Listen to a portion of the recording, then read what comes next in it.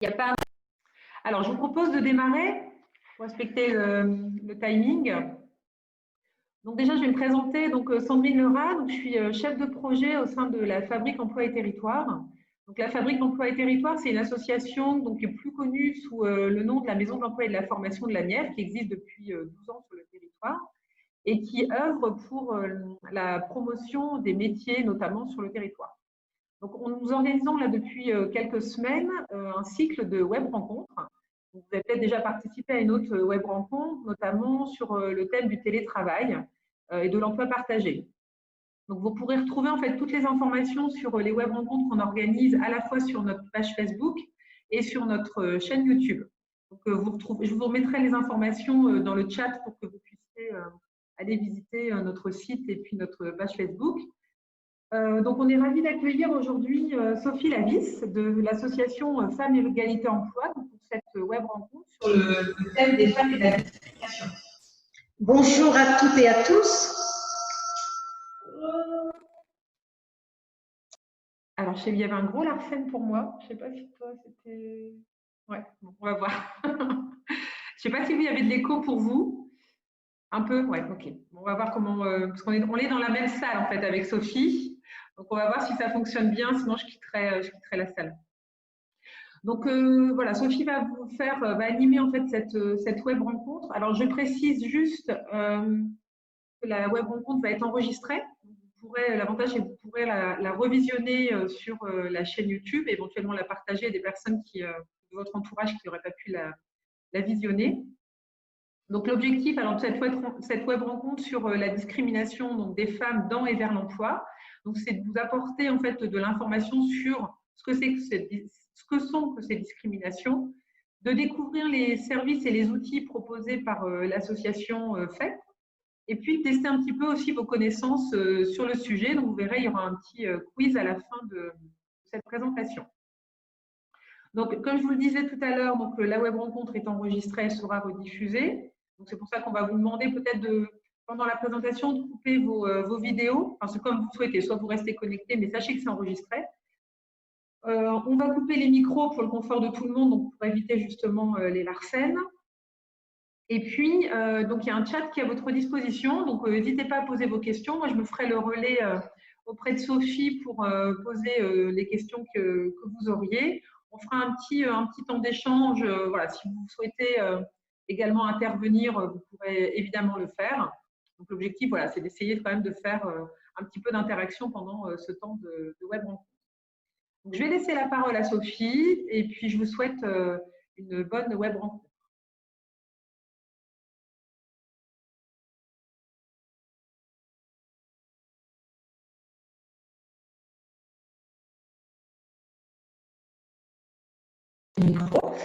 Désolée, mon PowerPoint ne défile pas. Un tout petit instant et je démarre. Alors, attends. Hop. Petit chat. Les aléas du direct. Ouais. Si c'est bon. Alors, j'utilise parfait.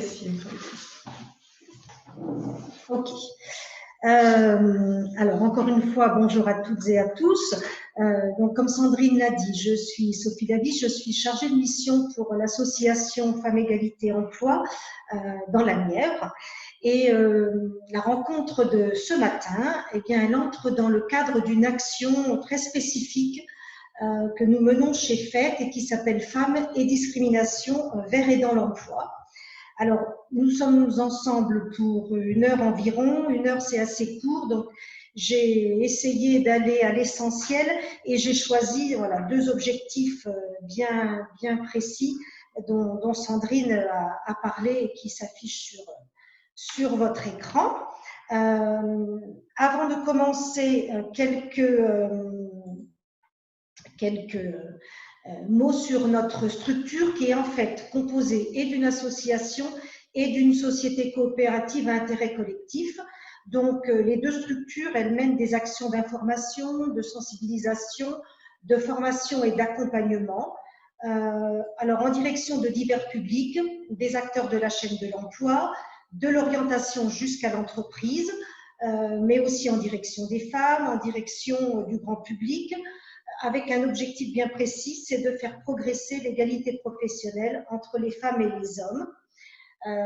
Comment faire progresser cette égalité professionnelle? Eh bien, en essayant de déconstruire les stéréotypes, notamment les stéréotypes de genre, mais pas que, faire évoluer ainsi les représentations, défaire la discrimination dont nous avons parlé ce matin, ainsi que les violences sexistes et sexuelles, et puis petit à petit, parce que c'est un travail de longue haleine, gommer les inégalités professionnelles entre les femmes et les hommes qui persistent malheureusement encore aujourd'hui. Alors, l'activité de la SIC, de la Société coopérative, c'est un travail d'accompagnement de sections syndicales, d'entreprises en lien avec les négociations sur l'égalité professionnelle. Et donc, outre la région Franche-Comté, Bourgogne-Franche-Comté, la coopérative, elle intervient sur d'autres régions comme le Grand Est et les Hauts-de-France. Cette action Femmes et discrimination vers et dans l'emploi, c'est une action spécifique qui est financée, qui est soutenue alors par l'Agence nationale de la cohésion des territoires et notamment donc, sur des interventions dans les quartiers politiques de la ville, et puis elle est soutenue également par la région Bourgogne-Franche-Comté et le Fonds social européen. Alors, on va commencer par une...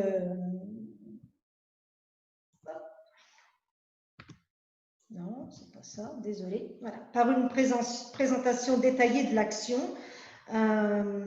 pour que vous puissiez voilà, bien connaître tous les services, les outils que l'on offre et que vous puissiez du coup en faire bénéficier vos publics.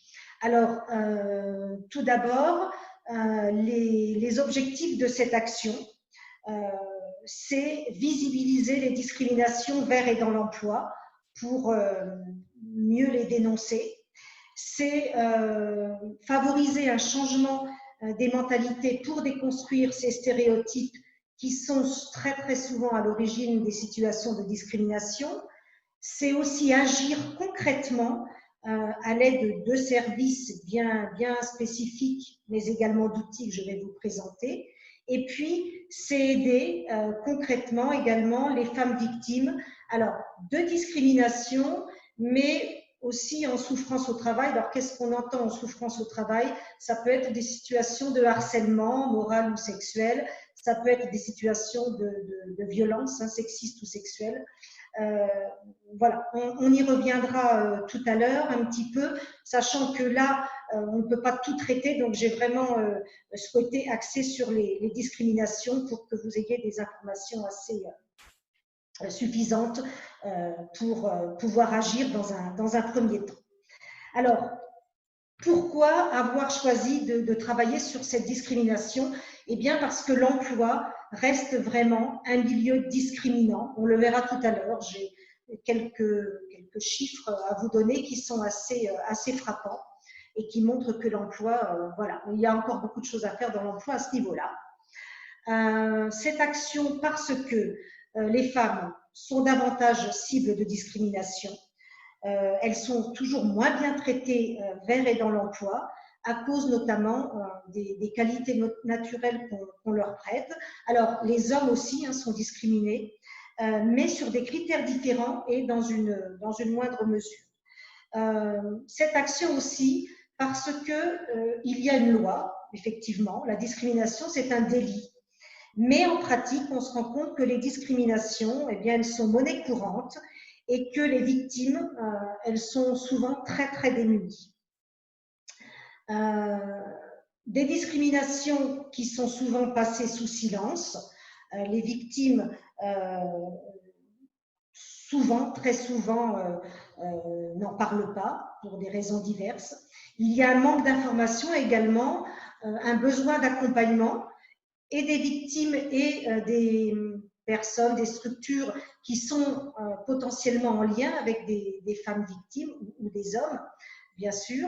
Et puis, parce que si on ne fait rien contre les discriminations, eh bien, on se rend compte que les entreprises, elles se privent d'un potentiel de compétences à cause, voilà, notamment de stéréotypes qui, il faut bien le dire, influencent encore fortement, alors inconsciemment ou non, les modes de recrutement. Je vous disais que c'était une action spécifique. Alors pourquoi? Tout d'abord, quelques mots sur l'origine de l'action et sur son démarrage. Donc, c'est une action qui a démarré en 2014 à Nevers de façon expérimentale. On s'était rendu compte via une action que l'on faisait il y a quelques années à destination des femmes immigrées et descendantes d'immigrés. On s'était rendu compte qu'il y avait des discriminations et que les femmes gardaient ces situations de discrimination pour elles et qu'elle n'en parlait pas et que voilà, il y avait vraiment un travail concret à faire sur ce sujet. Donc, on a lancé une action de façon expérimentale via des ateliers d'information sur les QPV de Nevers. Alors, on a rencontré des femmes pour les informer sur ces discriminations. Et puis, malheureusement, bien sûr, des témoignages sont vite apparus. Et on s'est dit, il faut qu'on fasse absolument quelque chose de ces témoignages qui sont vraiment le reflet d'une réalité, malheureusement, d'une réalité de terrain. Et on a décidé de créer un premier outil qui est une petite vidéo. On a choisi quelques témoignages sur des critères différents et on a créé cette petite vidéo qui est visible sur notre blog et sur YouTube. Voilà, c'est une petite vidéo de 10 minutes. Les témoignages sont joués par des comédiennes et c'est assez frappant. En fait, voilà, on se rend compte que la discrimination directe, elle est assez présente. Donc, l'action, elle a pris de l'ampleur et puis chaque année, on a développé de nouveaux services et de nouveaux outils. Alors, pourquoi elle est spécifique, cette action? Alors, parce qu'elle est protéiforme, donc parce qu'elle offre des outils. Et ces outils, ils sont eux-mêmes spécifiques parce qu'ils sont inspirés uniquement par des témoignages que nous avons recueillis. On n'a rien inventé, on n'a rien tiré de sous le chapeau, c'est vraiment la réalité que l'on illustre à travers ces outils. Je vais y revenir sur les outils, je vais vous les présenter. C'est une action spécifique aussi parce que petit à petit, ces services se sont diversifiés et on a des ateliers, on a un service d'accompagnement, on traite des outils et on organise des événements. Et puis, c'est une action qui cible, j'ai envie de dire, tout le monde, en fait, parce que tout le monde est concerné par les discriminations et tout le monde à son niveau peut faire quelque chose pour gommer petit à petit ces discriminations. Donc voilà, des cibles multiples. Alors bien sûr les femmes parce qu'on œuvre pour les femmes, mais pas que. Je vous ai dit tout à l'heure, tous les acteurs de la chaîne de l'emploi, de l'école jusqu'à l'entreprise. Et puis on a des ateliers aussi spécifiques pour les jeunes et pour le grand public, puisque lorsque l'on fait par exemple des événements, nous proposons, enfin nous invitons voilà, le grand public. Quelques petits mots sur les différents ateliers parce que ça peut vous intéresser et à la suite de cette rencontre, on peut, si vous le voulez, si vous le souhaitez, mettre des choses en place suite à cette première rencontre. Alors, les ateliers d'information à destination des femmes, c'est vraiment pour que les femmes, elles connaissent leurs droits, qu'elles apprennent à reconnaître une discrimination, ce que l'on peut faire face à une situation de discrimination, surtout à qui on peut s'adresser, et puis pour se faire aider, et puis que ces femmes aussi connaissent notre point écoute, sur lequel je reviens dans un instant. On a aussi des ateliers de sensibilisation pour les jeunes. Alors là, c'est plus une approche de prévention. C'est pour comprendre le phénomène de discrimination avec une approche plus ludique et concrète, avec plutôt des jeux, des vidéos, etc. On a des séances de formation à destination des recruteurs et des futurs recruteurs. Donc là, l'idée est plus de connaître le cadre juridique, de comprendre les mécanismes qui sous-tendent ces discriminations et surtout de travailler des bonnes pratiques pour recruter sans discriminer.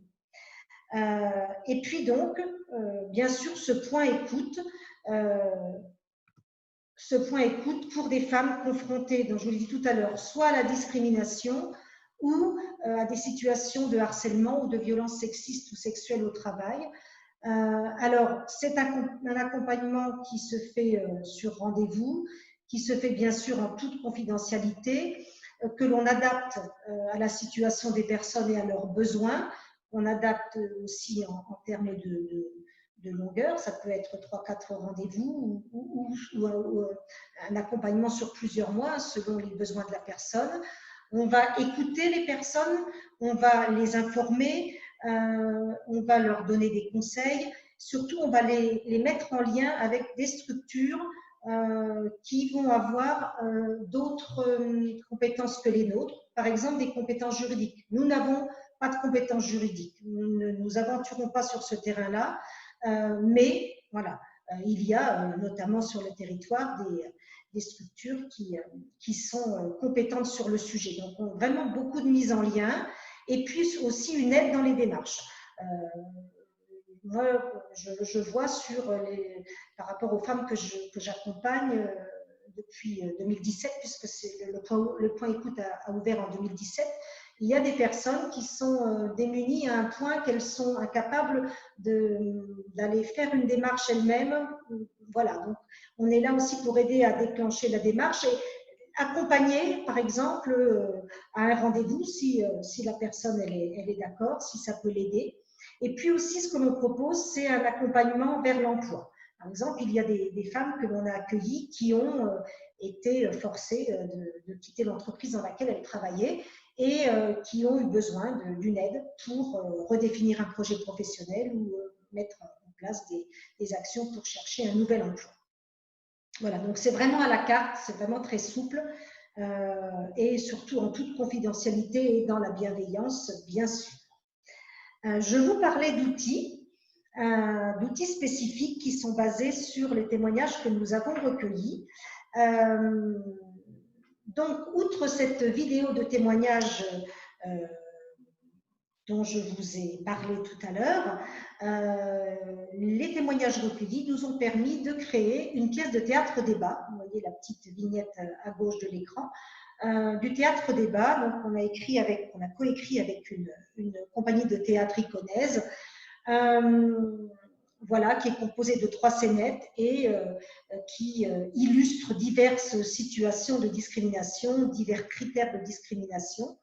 Donc, nous programmons ce théâtre débat plusieurs fois par an. On a également une version DVD voilà, qui peut être prêtée ou que je peux utiliser si on veut faire quelques séances plus avancées sur la question où on veut échanger. C'est une bonne base pour les échanges en tout cas. On a également pu créer une exposition de dessins humoristiques pour dénoncer ces discriminations. Donc, vous voyez un dessin à droite de votre écran et les autres dessins que vous avez vus auparavant, ça fait partie de cette exposition. Donc, il y a 10 dessins et chaque dessin est accompagné d'un panneau explicatif qui reprend des chiffres, qui reprend les critères de discrimination et qui reprend aussi le témoignage sur lequel nous nous sommes basés pour créer le dessin. Donc, c'est un dessinateur dijonnais qui a créé ces dessins. Et puis, le dernier, alors, on prête aussi cette exposition. Voilà. Et le dernier outil en date, c'est une campagne radio qui a été créée l'année dernière, toujours sur la base de témoignages que l'on a recueillis. On a choisi les plus un peu virulents, enfin voilà, c'est aussi très très révélateur. Donc 4 spots radio sur les 4 critères les plus cités par les femmes. Et donc ces spots radio, eh bien ils sont diffusés depuis fin 2019 sur des radios de la grande région. Voilà pour les outils. Et voilà pour cette première partie de présentation. Je vous enverrai de toute façon, suite à cette rencontre, une affiche, des flyers pour le point écoute, un flyer aussi qui recense tous les services que l'on propose. Mais peut-être avez-vous des questions avant qu'on passe à la deuxième partie?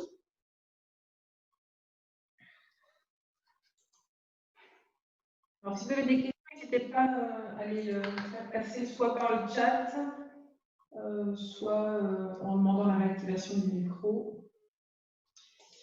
Alors, pas de questions. Oui, oui. À ce stade-là, oui, on continue. Eh bien, alors, on continue. Excusez-moi. Pour voilà, vous montrer l'importance de travailler sur cette thématique. Je suis coincée à nouveau. Non. Donc, il faut que j'aille en haut. Ici, excusez-moi. Ça revient. Voilà. J'ai sélectionné un certain nombre qui concerne les discriminations faites aux femmes vers et dans l'emploi. Et du coup, on va comparer aux discriminations qui sont faites aux hommes. Donc, on va parler des femmes et des hommes, c'est important. Donc, des grandes tendances qui sont vraiment révélatrices que l'emploi reste un milieu particulièrement discriminant. Alors, le premier élément à noter, dont on a parlé tout à l'heure, c'est que donc 50% des discriminations se manifestent dans le domaine de l'emploi. C'est très important. Ce que l'on sait aussi, c'est que les discriminations au travail, c'est-à-dire dans l'emploi, sont, une fois dans l'entreprise, en fait, dans la structure, sont moins fréquentes que les discriminations à l'embauche, mais elles sont présentes quand même, puisqu'un tiers de la population active a déjà vécu la discrimination dans l'emploi. Ça, c'est un premier élément très important. Concernant les femmes, donc des critères, les critères les plus souvent cités par les victimes ou témoins de discrimination. Alors encore une fois, ce sont donc des données qui sont issues d'études menées par l'Organisation internationale du travail, l'OIT. Et le premier critère de discrimination relevé par les victimes, les femmes, bien sûr, il est lié au sexe. Évidemment, les femmes, on l'a dit tout à l'heure, sont plus nombreuses à exprimer des expériences de discrimination dans le monde professionnel. 41% des femmes déclarent des discriminations dans l'emploi, contre 28% pour les hommes. Donc les hommes sont aussi discriminés, mais 41% pour les femmes, 28% pour les hommes. Donc on a quand même dans une moindre mesure pour les hommes. Deuxième critère, cité par les femmes, mais qui découle du premier, et vous devez en avoir entendu parler, la grossesse et le fait d'être mère. Ce qu'il faut savoir, c'est que dès le début de leur carrière professionnelle, les femmes sont discriminées en tant que potentielles futures mères. Avant d'être mères, elles sont déjà discriminées. Il y a vraiment une persistance d'une sanction sociale à l'encontre des femmes liée à la grossesse, à la maternité, présumée ou effective. Et ce qu'il faut savoir aussi, ce qui est intéressant, c'est que la présence d'enfants de moins de 6 ans dans le foyer augmente pour les femmes le risque d'être discriminées. En fait, il y a un désengagement, il y a une présomption de désengagement professionnel à partir du moment où la femme, la salariée, voilà, est mère. Le troisième critère cité, c'est l'âge. Alors, pour les hommes comme pour les femmes, la tranche d'âge la plus concernée, c'est la tranche 18-44 ans. C'est là qu'on recense le plus de discrimination et pour les femmes et pour les hommes. Mais là encore, les femmes, elles sont davantage touchées. 48% pour les femmes contre 31% pour les hommes. 48% pour les femmes et 31% pour les hommes concernant l'âge. Avant, on est trop jeune, après on est trop vieux, 44 ans, c'est un peu tôt. Un autre critère souvent cité, c'est l'origine et ou la couleur de peau. Alors ce qu'il faut savoir, c'est que les femmes vues, je dis bien vues, comme noires, comme asiatiques ou comme arabes, apparaissent comme particulièrement discriminées ou exposées aux discriminations dans le monde professionnel. Et là, on va faire une comparaison par rapport aux femmes vues comme blanches. Et donc, ces femmes, vues comme noires, arabes ou asiatiques, elles présentent un taux global de discrimination de 60%, contre 37% pour les femmes perçues comme blanches. Donc là encore, l'origine et la couleur de peau sont des critères très souvent cités. Et il peut y avoir cumul des discriminations. là, c'est encore autre chose. Alors, il en est de même pour les hommes. Hein. Les hommes vus comme noirs, arabes ou asiatiques sont plus sujets aux discriminations. Là, c'est 47% contre 24% pour les hommes perçus comme blancs. Donc, on a aussi une forte différence. Un autre critère, je vous affiche les critères les plus souvent cités en fait, hein, le handicap. Et ce qu'il faut savoir, c'est que les femmes en situation de handicap, elles déclarent également plus de discrimination dans l'emploi. Et là, c'est 56% contre 41% pour les hommes en situation de handicap. Les enquêtes, comme je vous l'ai dit tout à l'heure, elles montrent que les victimes sont relativement démunies face à ces discriminations et qu'elles sont aussi, lorsqu'on leur demande, hein, nous aussi sur le terrain, en attente de mesures efficaces, concrètes et des mesures qui visent principalement les recruteurs ou toutes les personnes qui sont associées au recrutement concernant l'encadrement des procédures de recrutement. Donc voilà, encore une fois, très succinctement, des informations qui montrent que femmes et hommes sont discriminés aujourd'hui vers et dans l'emploi et que les femmes sont plus souvent discriminées que les hommes. Alors, notamment, bien sûr, parce qu'elles sont femmes, hein, et donc le sexe, la grossesse, la maternité. Est-ce que vous avez des questions sur cette partie-là? Ou est-ce que c'est clair? Est-ce que je n'ai pas été trop vite? Après, si vous voulez, je vous renvoie des éléments, il n'y aura pas de souci. Il suffira juste de le demander. Je pourrais même vous envoyer le PowerPoint. Enfin, voilà. Eh bien, on continue. Et là, on entre vraiment dans le vif du sujet sur la discrimination au sens de la loi. Moi, ce que j'aimerais, c'est que vous ayez tous les éléments en main à la fin de la web rencontre pour être capable de dire, voilà, ce cas-là, c'est une discrimination au sens juridique du terme, au sens de la loi. Alors, discriminer, si on reprend le mot discriminer, à la base, il signifie différencier, signifie séparer et signifie mettre à part, nuancer. Alors, sur l'écran, là, vous avez une définition, la discrimination telle qu'elle est définie par la loi. Donc, c'est une inégalité de traitement fondée sur un critère interdit par la loi. Et on va aller un petit peu plus loin et expliquer quand il y a discrimination au sens de la loi. Donc, il faut que 3 conditions soient réunies pour qu'il y ait discrimination au sens de la loi et que derrière, éventuellement, on puisse entamer une procédure, une action en justice.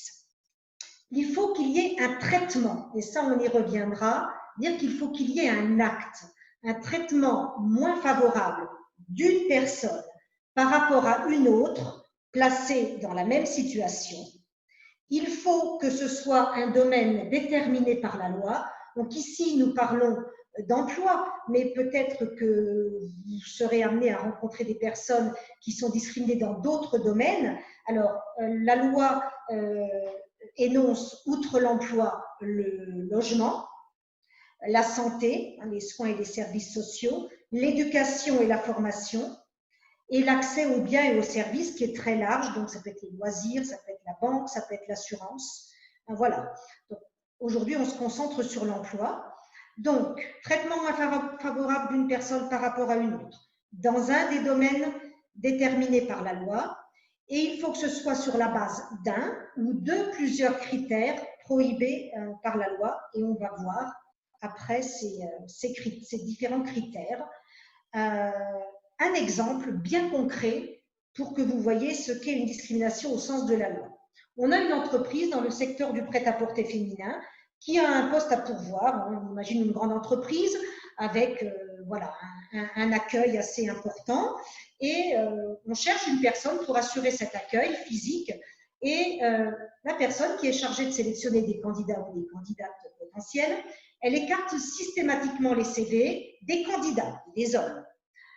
Sans un regard à leur expérience et compétences. Hein. Systématiquement, les CV des hommes sont écartés et la raison qui sous-tend cette ce rejet des candidatures des hommes, c'est un homme va desservir l'image de l'entreprise puisqu'on est sur du prêt-à-porter féminin.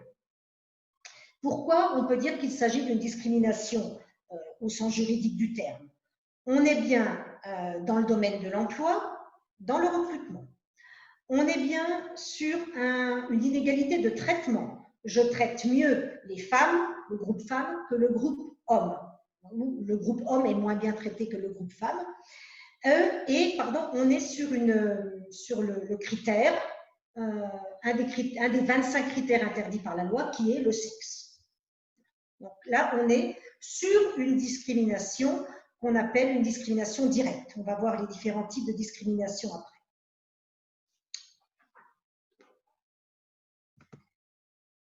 « 25 critères aujourd'hui interdits par la loi. » Alors, bon, là, j'ai choisi cette présentation. On peut avoir une liste tout simplement. Là, le défenseur des droits, je vais y revenir un petit peu plus tard, il a choisi de classer les critères selon trois catégories. Les caractéristiques personnelles intangibles, on ne peut pas changer, les libertés individuelles et collectives, et les caractéristiques qui peuvent évoluer, que l'on peut modifier, sachant que ce qui est en bleu plus clair, c'est des critères qui sont plus récemment apparus. Alors, il y en a qui sont évidents, il y en a peut-être qui sont un peu moins évidents. Peut-être s'y arrêter quelques instants, le temps que vous balayiez les critères et que vous regardiez s'il y a des critères qui ne vous disent rien. Si vous voulez que je vous donne un exemple, moi j'ai juste une précision à faire sur un critère qui ne s'applique pas au champ de l'emploi. C'est la capacité à s'exprimer dans une langue autre que le français. D'ailleurs, je trouve elle n'est pas très compréhensible comme ça, il n'est pas très bien énoncé ce critère. En fait, ce critère-là, il permet hors emploi, hein, pour tous les autres champs, de sanctionner pénalement des personnes qui, par exemple, refuseraient l'entrée d'un individu à un établissement, ou de vendre ou de louer un bien, ou de rendre service à une personne qui aurait des difficultés à lui répondre en français. Voilà, celui-ci est hors champ de l'emploi. Tous les autres entrent aussi dans le champ de l'emploi. Si les questions ne vous viennent pas tout de suite, on y reviendra en fin de rencontre, il n'y a pas de souci. Je continue s'il n'y a pas de questions. Alors, il y a différents types de discrimination. En fait, il y en a 4. Et il n'y en a que 2 qui sont condamnables, hein, qui sont sanctionnables, punissables par la loi. On a vu tout à l'heure un cas de discrimination directe où on a un acte vraiment volontaire, évident, de traiter une personne ou un groupe de personnes moins favorablement qu'un autre. Je vous ai remis un exemple, par exemple une conseillère en insertion qui ne retient pas les candidatures de personnes qui résident dans les quartiers dits sensibles pour des raisons voilà, qui sont propres à elle, mais en tout cas, on a l'emploi, on a un groupe, donc des candidats qui résident hors quartiers dits sensibles, qui sont mieux traités que les habitants de quartiers dits sensibles. Voilà. Et donc là, on est sur le critère du lieu de résidence et on est sur vraiment une discrimination directe. On verra après comment, parce que voilà, c'est vrai que là, sans contexte, c'est pas facile si un jour vous êtes confronté effectivement à une situation, on vous rapporte une situation de discrimination, il faut vraiment un contexte bien précis. C'est pour ça que c'est important que la personne explique de façon bien détaillée la situation. On y reviendra. Donc voilà l'exemple d'une discrimination directe. Nous avons aussi la discrimination indirecte. Alors, elle n'est pas apparente à première vue comme la discrimination directe parce qu'elle repose sur un critère que l'on veut neutre, mais qui va dissimuler, qui va cacher la discrimination. Donc, par exemple, une entreprise qui a décidé de n'attribuer une prime qu'aux personnes à temps plein. Alors, on le sait, aujourd'hui, il y a beaucoup plus de femmes que d'hommes qui travaillent à temps partiel, et donc ça va exclure un certain nombre de personnes dans cette entreprise qui travaillent à temps partiel. Donc là, on est sur une discrimination indirecte, mais qui est condamnable aussi. Troisième type de discrimination, la discrimination systémique, donc qui n'est pas condamnable, c'est le résultat de pratiques sociales. En fait, ce sont des principes qui sont installés dans notre société. Par exemple, pour devenir hôtesse de l'air, il faut avoir un bon niveau de natation. Donc, ça va exclure, bien sûr, des personnes qui aimeraient faire ce métier, mais qui ne savent pas nager ou qui ont peur de l'eau, enfin, peu importe. Mais on le comprend, c'est parce que le métier nécessite cela. Donc, on a une différence de traitement, mais pour la bonne cause, j'ai envie de dire, entre guillemets. Et le quatrième type de discrimination, c'est la discrimination positive, qui elle non plus n'est pas condamnable. Alors, elle établit une différence aussi, au profit de personnes qu'on imagine pouvoir être discriminées, mais là, c'est dans le but de rétablir une égalité qui a été socialement rompue. Hein, vous le savez, les entreprises de plus de 20 salariés doivent avoir dans leur effectif un minimum de 6% de personnes reconnues travailleurs handicapés. Voilà pour la discrimination positive. Donc, discrimination directe et indirecte sont les seules discriminations condamnables, punissables par la loi. Je vais poursuivre avec un petit mot sur le défenseur des droits, qui est l'autorité en matière de discrimination. Alors, le défenseur des droits, c'est une institution indépendante de l'État qui a été créée en 2011. Elle a deux missions, en fait, cette entité. Elle a deux missions, le défenseur des droits. C'est de défendre les personnes dont les droits ne sont pas respectés et, bien sûr, donc, du coup, de permettre l'accès, l'égalité de tous et toutes dans l'accès aux droits, de manière générale. Il y a des délégués du défenseur des droits dans chaque département. Nous en avons deux sur la Nièvre, M. Prunel, qui s'occupe plus du bassin de Nevers, Cône, et puis j'ai oublié le nom de la deuxième personne qui s'occupe plus de Decize et Château-Chinon. Donc, ces personnes-là, elles reçoivent elles peuvent recevoir les personnes qui pensent être victimes de discrimination. Elles peuvent analyser leur situation pour leur dire si oui ou non elles sont discriminées au sens juridique du terme. Et puis, donc, s'il y a effectivement discrimination avérée, le délégué du défenseur des droits, il a pouvoir d'enquêter, de contacter les mis en cause après autorisation écrite du demandeur, de la victime. Il peut jouer aussi un rôle de médiateur, proposer un règlement à l'amiable. Voilà, donc c'est une ressource importante à connaître et avec fait, nous travaillons avec lui. Quelques mots sur les sanctions, puisque la discrimination, c'est un délit. Alors, deux types de sanctions. Les sanctions civiles. Donc, la sanction civile, elle a pour but de réparer un préjudice, donc le préjudice subi par la victime de discrimination. Alors, pour le privé, la victime, elle peut engager une action contre l'auteur des faits devant le Conseil des prud'hommes. La victime, elle a 5 ans, un délai de 5 ans pour agir à compter de la révélation de la discrimination. Et si l'auteur est reconnu coupable de discrimination, alors plusieurs sanctions peuvent être prononcées par les juges du Conseil des prud'hommes.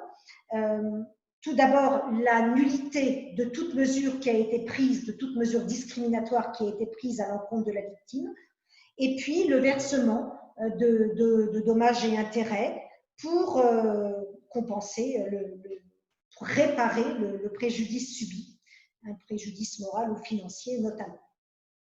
Pour les agents du public, l'agent peut bénéficier de ce qu'on appelle la protection fonctionnelle, d'une assistance juridique et de la réparation aussi des préjudices subis. Là, ça ne transite pas via le Conseil des prud'hommes, mais via le tribunal administratif.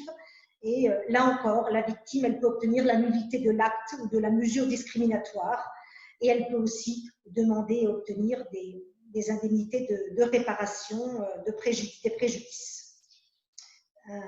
Voilà pour les sanctions civiles. Les sanctions pénales, donc là, les sanctions pénales, elles sont là pour punir la personne, l'auteur du délit, la personne responsable de la discrimination. Alors là, au pénal, la victime de la discrimination, elle a 3 ans pour porter plainte à compter des faits délictueux. L'auteur de la discrimination, si la discrimination est avérée, il encourt une peine jusqu'à 3 ans d'emprisonnement et ou une amende qui peut aller jusqu'à 45 000 euros, sachant que pour les agents publics ou pour les responsables d'un lieu qui accueille du public, les peines peuvent aller jusqu'à 5 ans de prison et 75 000 euros d'amende. Voilà pour les sanctions. Alors, quelque chose qui peut être très utile lorsqu'on est en contact, en lien avec des publics et que l'on est à un moment donné confronté à une situation de discrimination, c'est dans un premier temps, on va voir après, important de s'assurer que la discrimination est avérée au sens juridique du terme. Et ensuite, c'est aider la victime à faire les bonnes démarches et à être soutenue dans ces démarches pour que la victime soit bien conseillée et qu'elle soit aiguillée vers les bons professionnels pour qu'elle ne perde ni de temps ni d'énergie. Et puis, donc, diverses structures sont présentes sur le territoire qui peuvent aider dans ce sens et faites notamment via le point écoute.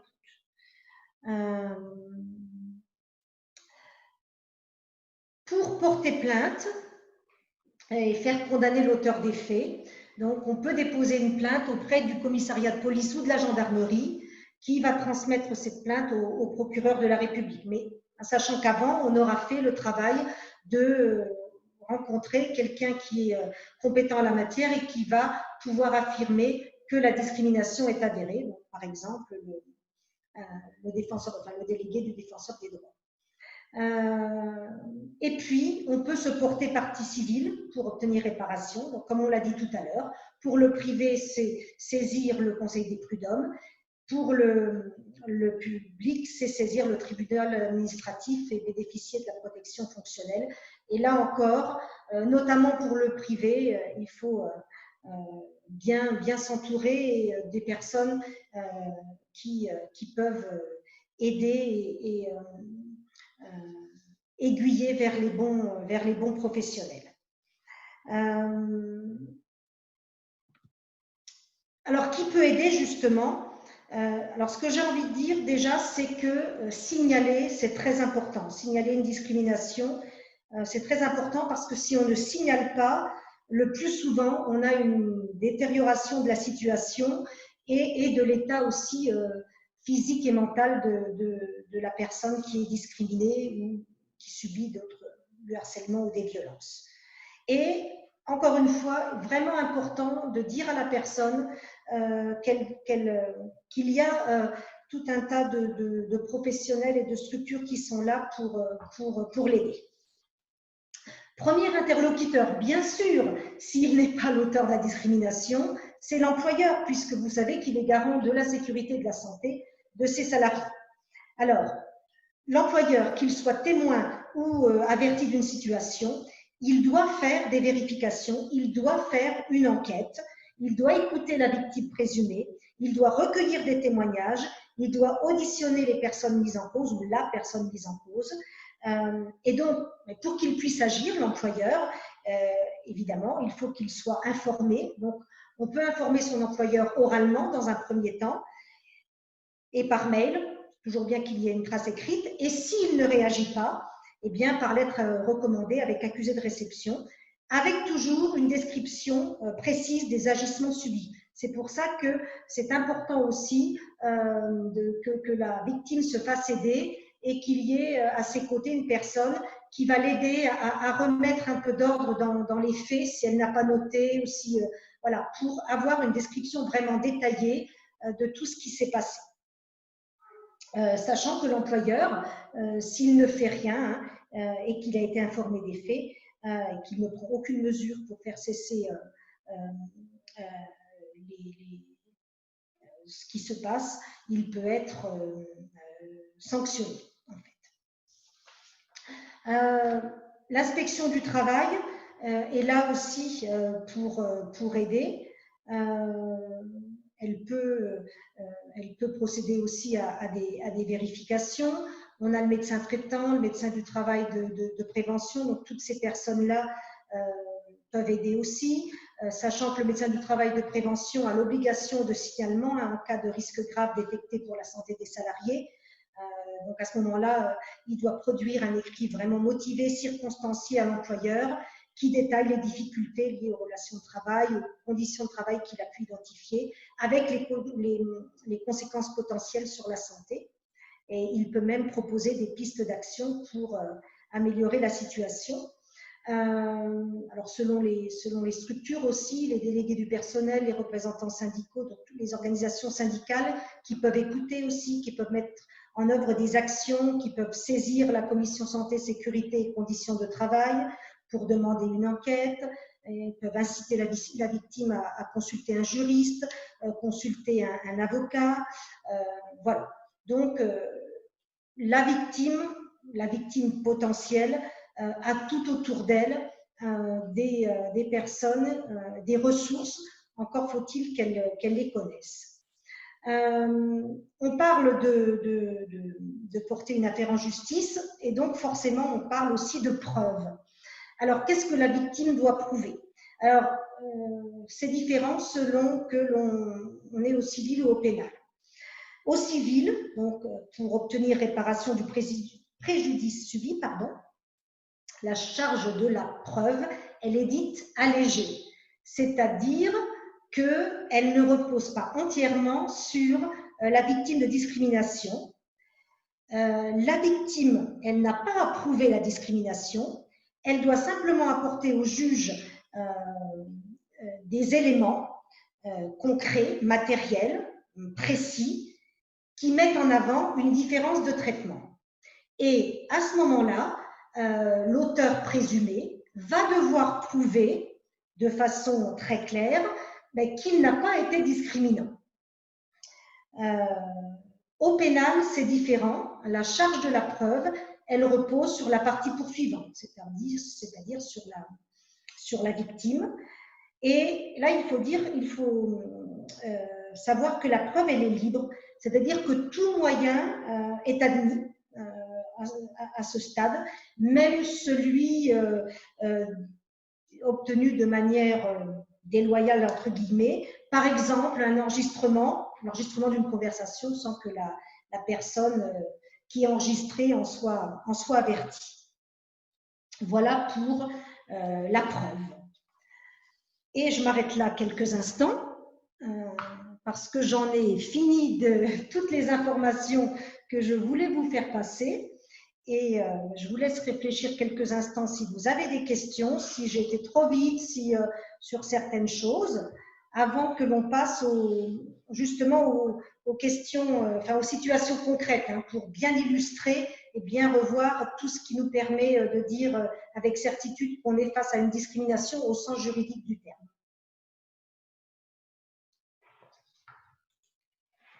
Je ne sais pas si vous avez des questions.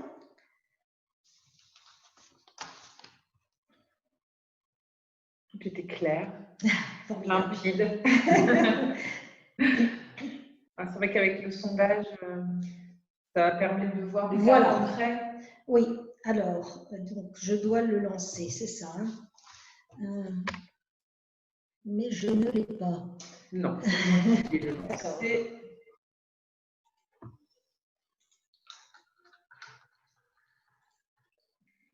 pendant que Sandrine lance le sondage, en fait… C'est bon, c'est OK, c'est lancé. C'est lancé, donc moi, il me suffit d'appuyer sur d'avancer. Donc normalement, vous avez voilà, les questions qui s'affichent. Donc vous avez 10 questions. Voilà, 10 situations. En fait, on va les traiter une par une. Vous n'allez pas répondre on va se focaliser à chaque fois sur une situation et puis on va expliquer pourquoi. Donc moi, j'aimerais bien que pour chaque situation, vous vous prononciez. Je ne vois pas, toi. Ah non, c'est parce que tu es en plein écran. Oui, mais tu les as là. Oui, moi je les ai là. Donc, on fait question par question. Vous nous dites si vous pensez qu'il s'agit à chaque fois d'une discrimination au sens juridique du terme, hein, comme on l'a expliqué tout à l'heure, et on va dire pourquoi après, pourquoi oui ou pourquoi non. Ces petites situations vont nous permettre de travailler aussi sur les stéréotypes, les préjugés, tout ce qui sous-tend en fait les discriminations ou d'autres choses. C'est vrai que parfois on a tendance à mélanger un petit peu tout, hein, harcèlement, discrimination, violence. Donc là, ça va nous permettre un petit peu de recadrer les choses. Et nous commençons avec la première situation. Un ou une DRH déclare que les femmes mettent le bazar dans les ateliers. S'agit-il de discrimination au sens juridique du terme? Alors par contre, moi je ne vois pas les réponses. On les aura à la fin. Ah, on les aura à la fin? Bon, alors on passe et on revient, on explique. C'est parti. Est-ce que tout le monde a eu le temps de répondre? Ou je reviens. Vas-y, avance, je vais en dire à la fin. D'accord. Deuxième situation. Le CV d'un ou d'une candidate est rejeté car il ou elle habite à plus de 50 km de l'entreprise où il a ou elle a postulé. Ici, s'agit-il de discrimination au sens juridique du terme?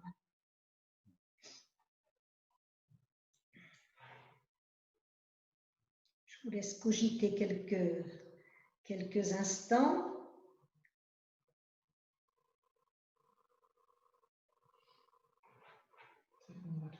On aura tout à la fin. Bon alors, on continue.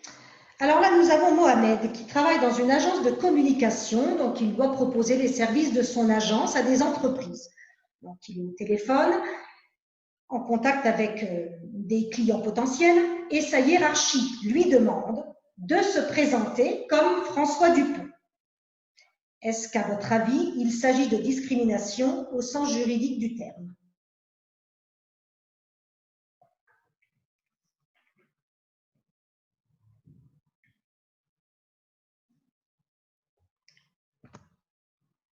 Nous continuons avec la suivante.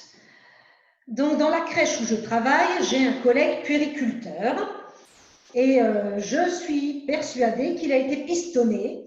J'ai vraiment de gros doutes sur sa capacité à réaliser les tâches confiées sur le poste de puériculteur. Est-ce que moi, qui pense qu'il a été pistonné et qui doute de ses capacités sur le poste, je suis discriminante au sens juridique du terme?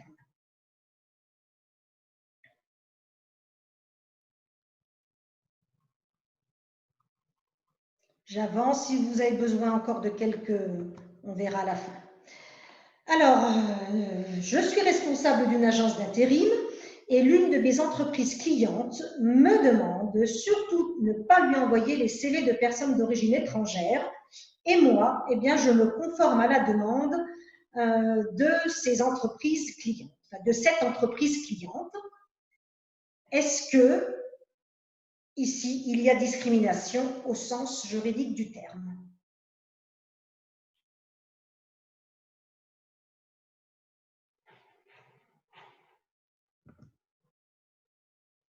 Nouvelle situation. Alors, on est dans une réunion et un chef de service dit à une salariée, et lui dit donc, tu pourrais mettre une jupe et du rouge à lèvres, tu ressemblerais plus à une femme.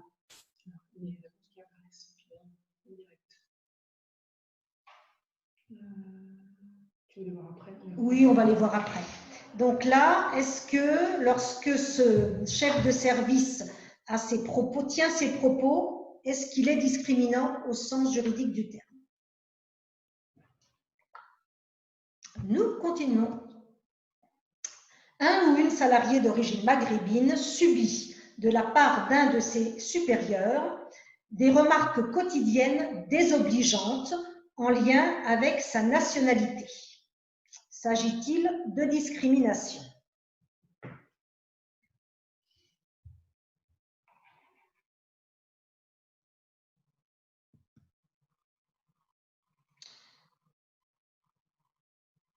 Voilà, je l'ai pas très bien, comment formulée, voilà. Donc, vrai ou faux, en fait, hein, il est interdit de mentionner le sexe du… Oui, c'est oui ou non de toute façon, là, donc c'est vrai ou faux. Il est interdit de mentionner le sexe du ou de la candidate recherchée sur une offre. Oui ou non.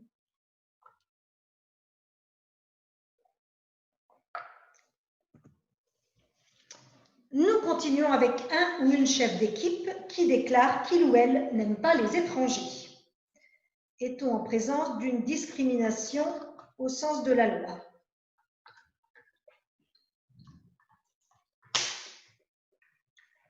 Et puis, une dernière situation.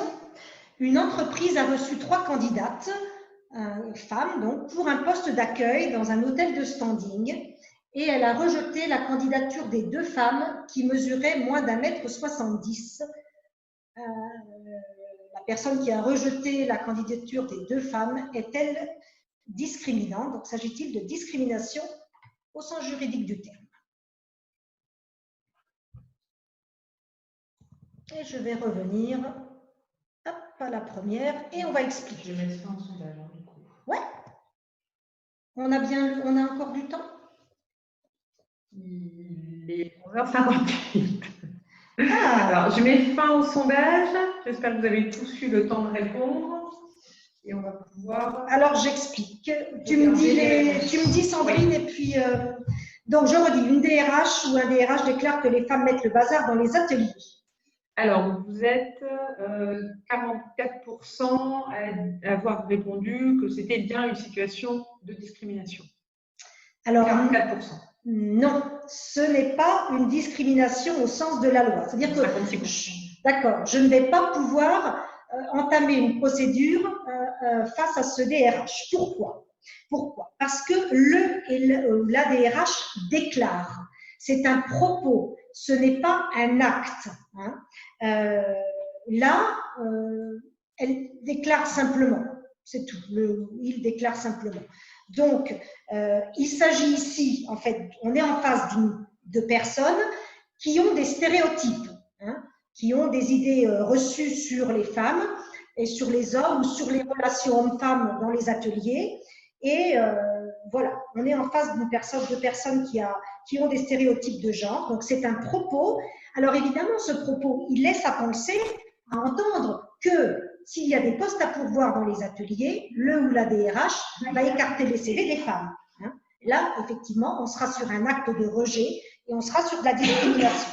Donc, oui, c'est un propos discriminant, mais je n'ai pas matière à engager une discrimination au sens juridique du terme, puisqu'il faut qu'il y ait un acte, en fait. Mais attention, là, les warnings qui s'éclairent, parce que le propos laisse entendre que la personne va être discriminante.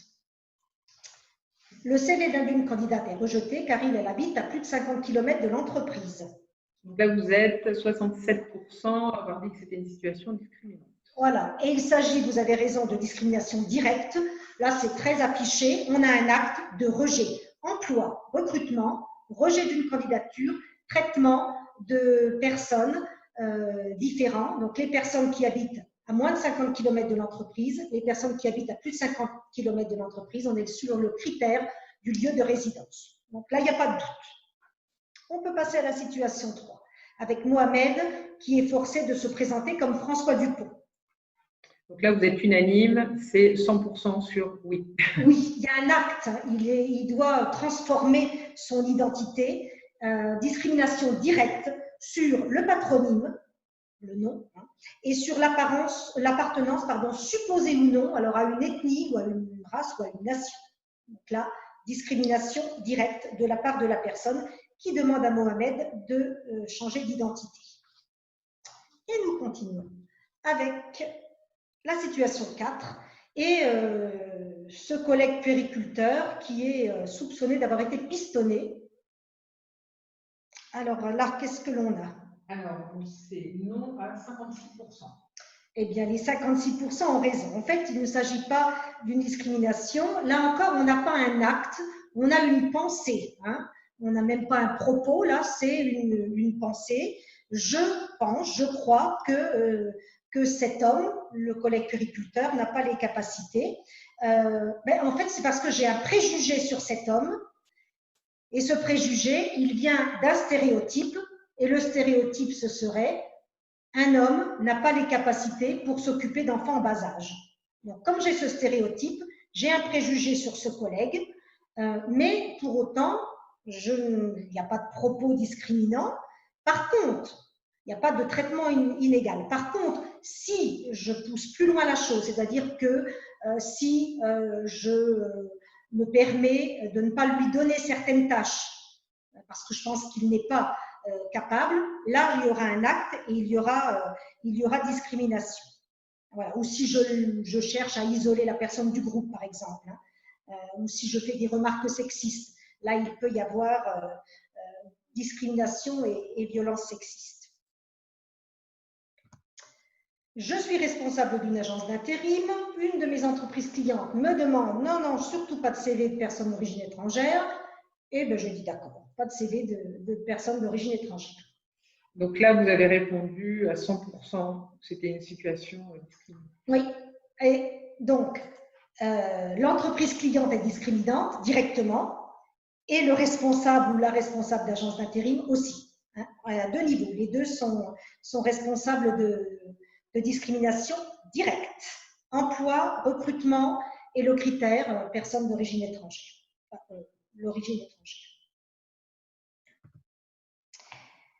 Nous continuons avec la réunion où ce chef de service tient ses propos à cette salariée. Et qu'a-t-on donc comme réponse? Alors, 67% de oui. D'accord. Alors, il ne s'agit pas d'une discrimination au sens juridique du terme. Néanmoins, en fait, il s'agit d'un agissement sexiste. Alors, l'agissement sexiste, il est lié au sexe d'une personne et il a pour objet ou pour effet de porter atteinte à la dignité de la personne ou de créer un environnement, je cite le texte de loi, intimidant, hostile, dégradant, humiliant ou offensant. Donc, l'auteur de cet agissement sexiste risque une sanction disciplinaire qui peut aller du simple avertissement et blâme jusqu'au licenciement. Alors, l'agissement sexiste, c'est quelque chose d'un peu nouveau et ce qui le différencie du harcèlement sexuel, c'est l'absence ou non de répétition. Si là, on a juste ce propos à un moment donné, on a un agissement sexiste. Si ce genre de propos se répète, on passe sur du harcèlement sexuel. En général, c'est rarement un propos unique comme ça qui tombe. Voilà. Malheureusement, on a derrière du harcèlement sexuel qui est aussi condamné. On n'a pas le temps d'en parler là, mais voilà, après, on peut entrer en contact individuellement avec les personnes qui sont présentes et si vous avez voilà, des envies de parler d'autres sujets, il n'y a pas de souci. On n'a pas le temps là. Situation suivante, le ou la salariée d'origine maghrébine qui subit de la part de ses supérieurs des remarques quotidiennes désobligeantes en lien avec sa nationalité. Donc là, c'est 67% de oui. D'accord. Alors, c'est pas tout à fait une discrimination, enfin, c'est un harcèlement moral discriminatoire. Alors, on est sur de la discrimination parce qu'il y a répétition. Hein. Pour qu'il y ait harcèlement, il faut qu'il y ait répétition et fréquence d'un comportement. Donc là, on a le quotidien et donc on a un agissement répété qui est lié à un critère prohibé par la loi, qui est ici encore une fois l'origine et qui a pour but ou pour effet de porter atteinte encore une fois à la dignité de la personne, de créer cet environnement hostile, intimidant, offensant, humiliant. C'est un délit hein, et l'auteur là va risquer jusqu'à 2 ans d'emprisonnement et 30 000 € d'amende. Nous poursuivons avec qu'il est interdit de mentionner le sexe du ou de la candidate recherchée sur une offre, oui ou non? Alors, 67% de oui. Oui, alors là, complètement interdit. Hein. Je cite l'article du Code du travail qui précise qu'il est interdit de mentionner dans une offre d'emploi, et ce, quels que soient les caractères du contrat de travail envisagé, le sexe du candidat recherché, sauf si l'appartenance au sexe masculin ou féminin est la condition déterminante de l'exercice de l'emploi. Et là, il y a 3 types de postes auxquels on va penser. Des artistes, hein, pour le cinéma par exemple, qui sont appelés à interpréter un rôle masculin ou féminin. On va penser aux mannequins qui vont présenter des vêtements ou des accessoires, ou à des modèles pour des photographies, des modèles masculins et féminins. Sinon, c'est interdit. Or, ces 3 cas-là. Un chef d'équipe déclare qu'il ou elle n'aime pas les étrangers. Alors, 56% de oui. Alors, c'est un petit peu comme tout à l'heure au début. Déclare. Nous n'avons pas d'acte. C'est un propos, donc pas de discrimination au sens juridique du terme. Par contre, comme tout à l'heure, alors il s'agit de racisme clairement, hein, qui est aussi un délit. Et comme tout à l'heure, ce propos-là peut laisser penser que la personne, elle pourrait être discriminante, probablement, hein, dans ses pratiques de recrutement, par exemple, en rejetant les CV de personnes d'origine étrangère. Et puis la dernière. La dernière, j'ai remis mon micro parce que je crois que vous ne m'avez pas entendu sur la réponse précédente. On était donc à 56% de oui. Donc sur la dernière, on est à 89% de oui. Effectivement, il s'agit de discrimination directe, puisqu'on est dans un recrutement, on est dans l'emploi, on a un traitement différencié entre les femmes qui vont mesurer plus d'1,70 m et les autres.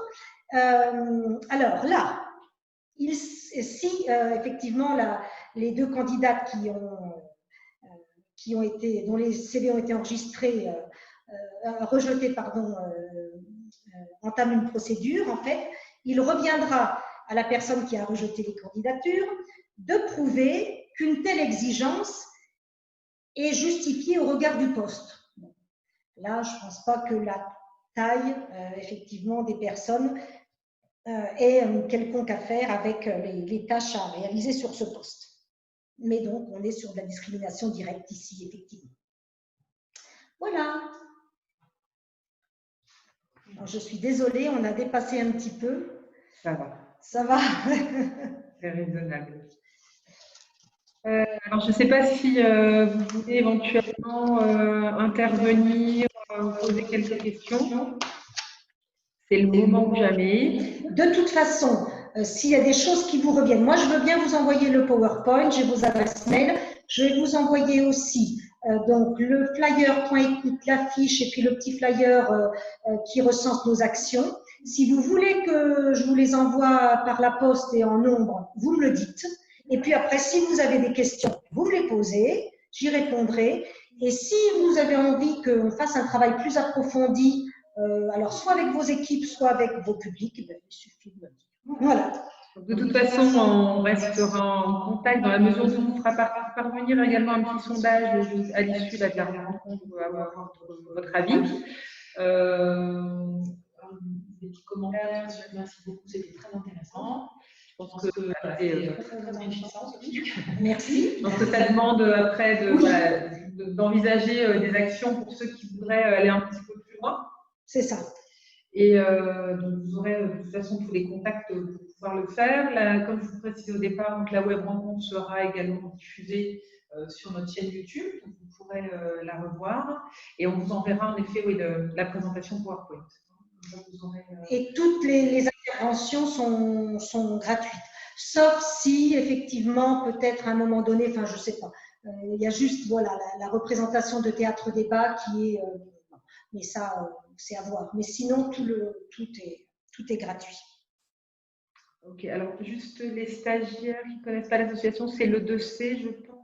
Oui. Oui, donc ça serait peut-être intéressant à un moment donné d'envisager des actions spécifiques. Tout à fait, bien sûr. Bien sûr. C'est l'association. Oui. Oui, sans problème. C'est Château-Chinon. D'accord, ben, sans problème. Ok, bah écoutez, je vous remercie. On vous remercie de votre participation. Merci. Vous étiez assez nombreux ce matin. Oui. Et puis, un grand merci également à Sophie. Et puis, on voit qu'il y a encore beaucoup de choses à faire pour améliorer la situation et aller vers davantage d'égalité hommes-femmes. Et pour le mot de la fin, vraiment, chacune à d'autres niveaux, on peut faire quelque chose. Hein, même si on n'est pas dans, enfin voilà, même voilà, je pense aux jeunes, etc. Quand on entend un propos sexiste, on peut intervenir et dire quelque chose. Et chaque petite voilà, action comme ça, c'est une petite goutte d'eau qui fait tout doucement, mais sûrement avancer les choses. Un effort au quotidien. C'est ça.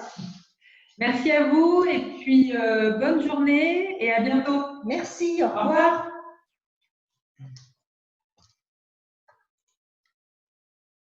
Merci.